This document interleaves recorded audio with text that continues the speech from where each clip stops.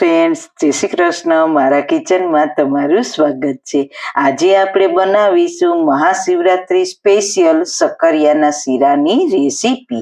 तो शक्करियानी मीठाश होय ते ज जळवाई रहे ते माटे આપણે શક્કરિયાને કુકર વગર નવી રીતથી જ બાફીશું અને એકદમ ટેસ્ટી શીરો બનાવીશું।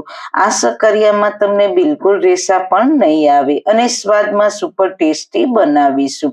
જો તમે એક વખત આ રીતના બનાવશો તો હર વખત બનાવતા જ રહેશો। તો શીરો જોઈને જ ખાવાનું મન થઈ જાય તેવો બન્યો છે ને। તો ચલો સુપર ટેસ્ટી રેસીપી બનાવવાનું સ્ટાર્ટ કરીએ। રેસીપી સ્ટાર્ટ કર્યા પહેલા જો તમને મારી રેસીપી ગમતી હોય ને હજુ સુધી ચેનલને સબસ્ક્રાઇબ ન કરી હોય તો પ્લીઝ સબસ્ક્રાઇબ કરજો અને બાજુમાં આપેલ બેલ આઇકન પ્રેસ કરજો એટલે નવી નવી રેસીપીના નોટિફિકેશન મળતા રહે। સૌથી પહેલા સુપર ટેસ્ટી રેસીપી બનાવવા માટે મેં અહીંયા 1 કિલો શક્કરિયા લીધા છે। શીરો બનાવવા માટે આવા ફ્રેશ શક્કરિયા હોય તેવા શક્કરિયાની પસંદગી કરવાની। શીરો બનાવવા માટે શક્કરિયા આવા મીડિયમ પતલા હોય તેવા શક્કરિયા લેવાના। જાડા શક્કરિયામાં રેસાનો ભાગ વધારે હોય છે। હવે શક્કરિયાને બાફવા માટે મેં સ્ટીમરમાં પાણી ગરમ પહેલા જ મૂકી દીધું હતું। પાણી ગરમ થાય એટલે તેમાં કાણાવાળી ડીશ રાખીશું અને તેની ઉપર ભીના શક્કરિયા રાખી દઈશું। શક્કરિયાની તમે ગમે તે રેસીપી બનાવો તો તેને વરાળથી બાફશો એટલે શક્કરિયાની મીઠાશ જળવાઈ રહેશે અને વધારે પડતા રેસા છૂટા ના પડે। હવે ઢાંકણ ઢાંકીને શક્કરિયા એકદમ સોફ્ટ થાય ત્યાં સુધી તેને બાફી લેશું। કુકર કરતા વરાળથી બાફેલા શક્કરિયાનો શીરો એકદમ ટેસ્ટી બનશે। શક્કરિયા બફાય છે ત્યાં મેં અહીંયા 1 કપ જેટલું ગરમ દૂધ લીધું છે। તેમાં થોડું કેસર ઉમેરીને સારી રીતના મિક્સ કરી લઈએ। કેસરની ફ્લેવર શીરામાં ખૂબ જ સરસ લાગે છે। 15 મિનિટ જેવું થયું છે તો આપણે શક્કરિયાને જોઈ લઈએ। તો તમે જોઈ શકો છો શક્કરિયા એકદમ સોફ્ટ થઈ ગયા છે।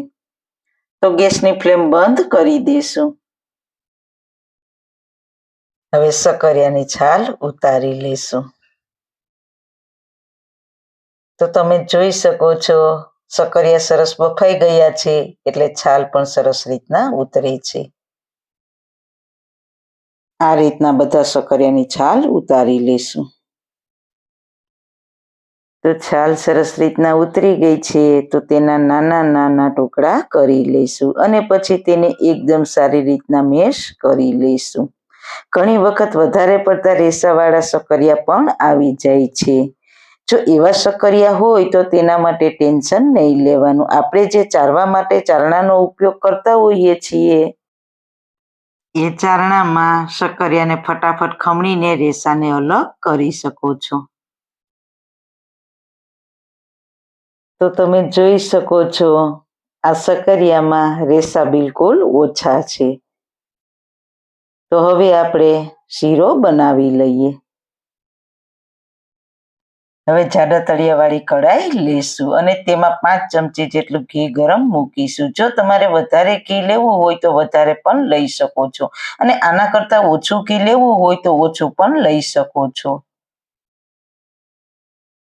ઘી ગરમ થાય એટલે આપણે શક્કરિયાનો માવો તૈયાર કર્યો છે તેને કઢાઈમાં લઈશું અને શક્કરિયાને ઘીમાં સારી રીતના શેકી લેશું।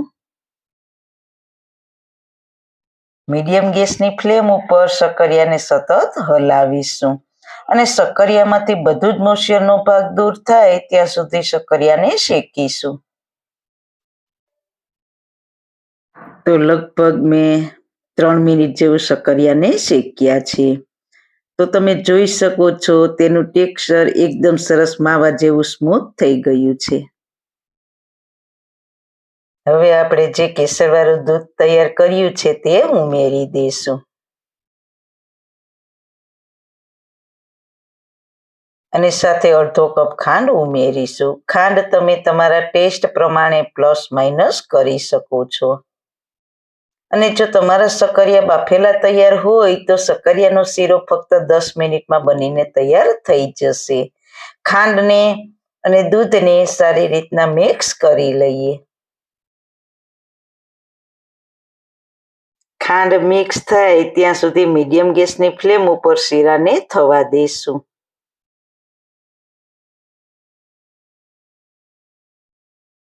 તો ખાંડ ઉમેર્યા પછી મેં 2 મિનિટ શીરાને થવા દીધો છે. તો ખાંડ અને દૂધ સરસ રીતના મિક્સ થઈ ગયા છે. હવે આપણે વઘારિયામાં 1 ટેબલસ્પૂન ઘી ગરમ મૂકીશું અને તેમાં ડ્રાયફ્રૂટને સાતળી લઈશું. ઘી ગરમ થાય એટલે 2 ચમચી કાજુના ટુકડા, 2 ચમચી બદામના ટુકડા અને 2 ચમચી પિસ્તાના ટુકડા લીધા છે. તો હલકો ડ્રાયફ્રૂટનો કલર ચેન્જ થાય એટલે આ ઘી સહિત ડ્રાયફ્રૂટને શીરામાં ઉમેરી દઈશું. હવે ડ્રાયફ્રૂટને ઘી સહિત શીરામાં ઉમેરી દઈશું. તો આ રીતના 1 ટેબલસ્પૂન ઘીમાં ડ્રાયફ્રૂટને સાતળીને શીરામાં ઉમેરશો તો શીરાનો ટેસ્ટ ખૂબ જ સરસ આવશે. તો ડ્રાયફ્રૂટને શીરામાં સારી રીતના મિક્સ કરી દઈએ. સાથે શીરાને ફ્લેવરફુલ બનાવવા માટે 2 ચપટી જેટલો ઇલાયચી પાવડર ઉમેરીને સારી રીતના મિક્સ કરી લઈએ. તો તૈયાર છે આપણો ગરમા ગરમ શક્કરિયાનો શીરો. તો તેને સર્વિંગ પ્લેટમાં સર્વ કરીશું. તો તમે જોઈ શકો છો બિલકુલ રેસાનો ભાગ નથી અને સ્વાદમાં તો સુપર ટેસ્ટી બન્યો છે. તો તમે પણ આ રીતના બનાવશો તો તમારો શીરો પણ આવો ટેસ્ટી બનશે.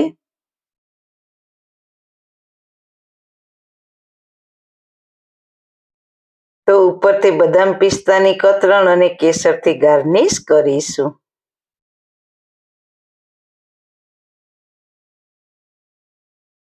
તો સારું ખાઓ, ખુશ રહો. આવી સરસ રેસીપી જોવા માટે તમારો ખૂબ ખૂબ આભાર.